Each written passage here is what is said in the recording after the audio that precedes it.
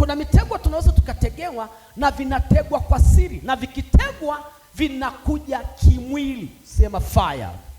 Kama ambavyo umesikia watu wanashuhudia hapa, kuna mitego inategwa kwenye ulimwengu wa roho, mitego ya faraka, mitego ya magonjwa, mitego ya mauti, mitego ya madeni, mitego ya kukataliwa. Kimwili utaanza kuchukiwa, utaanza kukataliwa, kumbe ni tukio ambalo limetegwa kwenye ulimwengu wa roho. Na ninachotaka katika ibada ya leo, sitaki mtu apite kwenye huo mlango akiwa ametegua mtego, akaondoka na mtego, na fiatiwa mitego ya adui, alafu moto ukawake katika ulimwengu wa roho. Wangapo wanasema kila mtego niliotegewa tunaufyetua. Somea kitabu cha Zaburi, Zaburi ya 56 mstari ule wa 1 hadi 7. Mwinjilisti, kama umepata nisomea haraka chap chap au nisome tu. Nataka watu washapu kwenye Biblia. Kitabu cha Zaburi 56 mstari wa 1. Nisome chap chap. Mungu ni rehemu. Maana yuko atakaye kunimeza, mchana kutwa ananionea, akileta nini jamani? Vita. Naomba wote tuseme, sema Mungu, Mungu ni rehemu. Maana yuko atakaye kunimeza mimi, mchana kutwa anataka kunionea, kwa kuleta vita. Ni wangapi leo mko hapa mnaonewa kwa kuletewa vita? Kuna maadui wamejificha wanakuletea vita. Kuna maadui wako sirini wanapanga kukuonea, kuleta vita. Ninategua wiki hii kila aliyetegewa mauti, magonjwa, maradhi, kukataliwa, kuachika, natamka mitego na fyetua, watapenya kwa viwango. Basi kama kuna watu watatu wanasema kila mtego uliotegwa wanionee mimi, inaenda kufyetuliwa. Amen. Sema basi amen. Mstari wa pili akasemaje? Adui zangu wanataka kunimeza mchana kutwa. Rudia tena. Adui zangu wanataka kunimeza. Adui zangu wanataka kunimeza mchana kutwa. Kila anayekuonea wivu, kila aliye na mikakati ya kurudisha nyuma kimaendeleo, kila aliye na mikakati ya maliza familia yako na kwenda kuwamaliza kabla hawajakumaliza wewe. Amen. Oria mashanto robo koria. Ninatamka hawatakumaliza wewe, watamalizwa wao. Hawatamaliza kazi yako, hawatamaliza afya yako. Huo mtaji lazima utamiliki. Narudia, huo mtaji lazima utamiliki. Narudia, hicho kikao chao lazima kisambaratike. Narudia, walichotamka kitatokea. Angalia mtu amekaa pe. Hilo tumbo linalokuuma lazima lipone. Lazima nitegue huo mtego. Hiyo roho ya mateso lazima nitegue. Amen. Rudia tena huo mstari akasemaje? Adui zangu wanataka kunimeza mchana kutwa. Hebu nisaidie kumgusa mwenzako, mwambie unajua una maadui.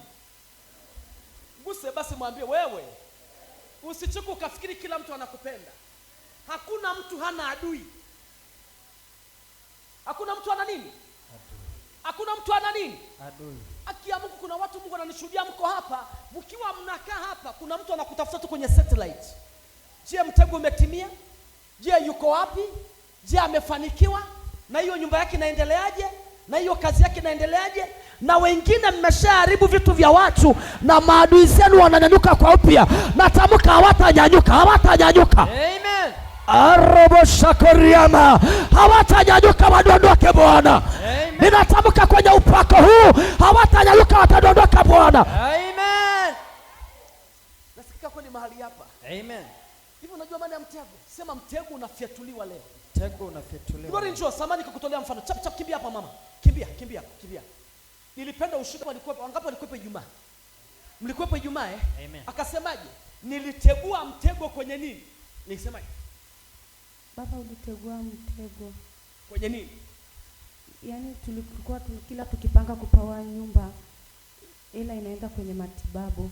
Baada ya kukutamkia nikasema pokea nyumba. Uliwaita watu ambao walisha kwenye msingi na kwenye lenta. Baada ya hapo nikatamka.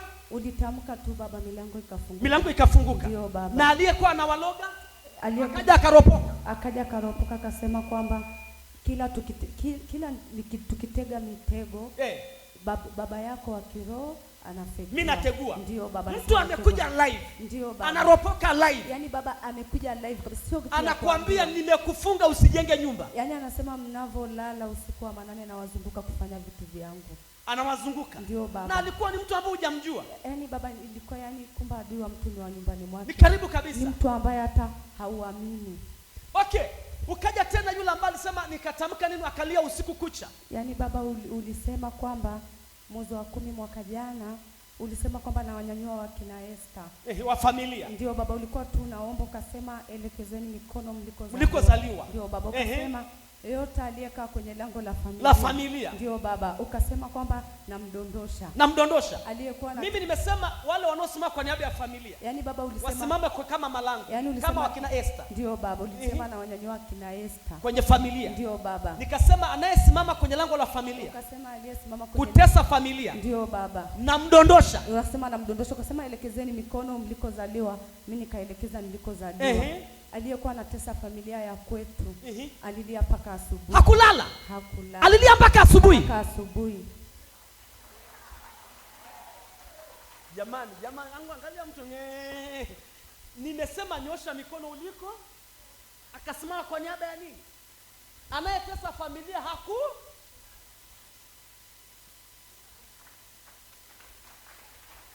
hakulala, anafanyeje? Yaani baba, kumbe adui wa mtu pia ni wa nyumbani mwake. Kipindi cha nyuma yule ambaye hakulala alikuwa ananiambia kakaangu wa pili ambaye ni Bariki. Sitaje majina ya watu. Ndio baba, kakaangu wa pili alikuwa anaeka hela. Anasema kwamba mdogo wangu nataka kujenga. Kaenda kule Seliani, kaenda kutafuta matofali ya kuchoma. Yaani kabla saa hajaumbuka alikuwa ananiambia kwamba kakako hata kaa jenge. Anasema hivyo. Ananiambia hata kaa jenge nyumba ya bloku. Ananiambia, akawa ananitajia ndugu zangu, ananiambia si yuko hivi. Yaani kumbe ndiye ameteka. Ndio baba. Niliposema namdondosha hakulala usiku, anaropoka. Hakulala usiku. Na kuna dadangu naye wa Seliani alikuwa amepata shida. Aliumwa. Alivyoumwa alikuwa ameharibika ujauzito wa mtoto wa 6. Baba, yani aliingia ICU. Ukao unataja majina hapa madhabahuni, unasema tu majina yananitesa kina Yusufu. Kuna majina yananitesa hapa madhabahuni. Dada yake alikuwa ICU. Dada yake alikuwa ICU. Ukasimama pia kwa ajili ya dada yako. Nikasimama. Nguvu ikashuka ICU. Nguvu ikashuka ICU. Akapona. Okay. Huyu na alitaka kukumaliza nani tumboni. Yaani baba alikuwa anataka kunimaliza. Alitaka mtego tumboni. Kabisa. Baada ya kutega ukaja hapa nikakwambiaje? Baba, nilikuja mtoto wa kwanza stories kilikuwa ni mtoto wa pili baba. Mtoto nilivyokuja ukasema tulivyokuwa kule chini ukasema mdogo wangu njoo, yani mwanangu njoo. Nimekuita njoo mwanangu njoo hapa. Watu walikuwa wamejaa, nikawa nasimama mlangoni. Ukasema njoo, nikaja. Ukaniambia mbona naona kama vile mimba hii ina mashambulizi. Ilikuwa ni yule mtoto baba yule pale. Yuko wapi yule mtoto? Njoo. Jamani, angalia mitego niliyotegua, watu wanaishi mpaka leo. Nategua kitu kwa yaya. Nategua paka mchawi kahaba yeyote na wategua. Sema fire. Kaniambia baba, naona mashambulizi kwa mimba ya huyu mtoto, kaniombea. Ilipofika saa 4 ya usiku yule sasa aliyeumbuka. Nilisema namdondosha. Ndio baba. Kwenye lango. Nakupigia simu. Akanipigia simu akaniambia naona leo umeenda kwenye maombi ukaambia una mashambulizi. Nikamwambia nani amekuambia? Akasema huwa nina watu wangu na ripoti zako nazo. Umeona hicho kitu? Yaani nimetegua mtego aliotegea. Amefika nyumbani anapigiwa simu. Nimeona umeondoka. Umeenda kwa Elisha. Tena alikuwa anakuambia usije hapa. Ananiambia kabisa usiende pale. Kwa nini? Nenda kule. Alikuwa ananiambia kabisa. Ananiambia ukienda kule ukifunga ndoa tu. Ukifunga ndoa ndio uko kundini. Ananiambia kwamba yani ukifunga ndoa ndio Mkristo kamili. Ndio anavyoniambia. Lakini kwa Elisha usiende. Ananiambia kabisa usiende. Kwa nini kwa Elisha kuna nini? Ananiambia usiende. Kuna nini hapa? Ananiambia kwamba yeye anaonaje. Mimi naonaje? Ndio, ananiambia anaonaje wakati anaenda Nigeria kuchukua mafuta. Mimi naenda kwa Nigeria? Ndio, alikuwa anasema unaenda Nigeria, unapanda ndege, unaenda kuchukua mafuta. Niwezeshe nipande ndege hata siku moja.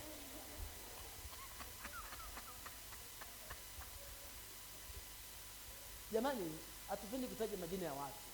lakini ni mtu tena yuko kwenye family, anakumaliza kimya kimya.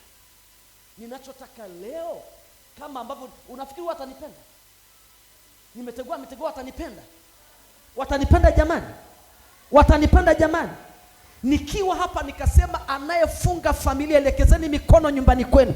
Anayetesa familia akateseka, akulala usiku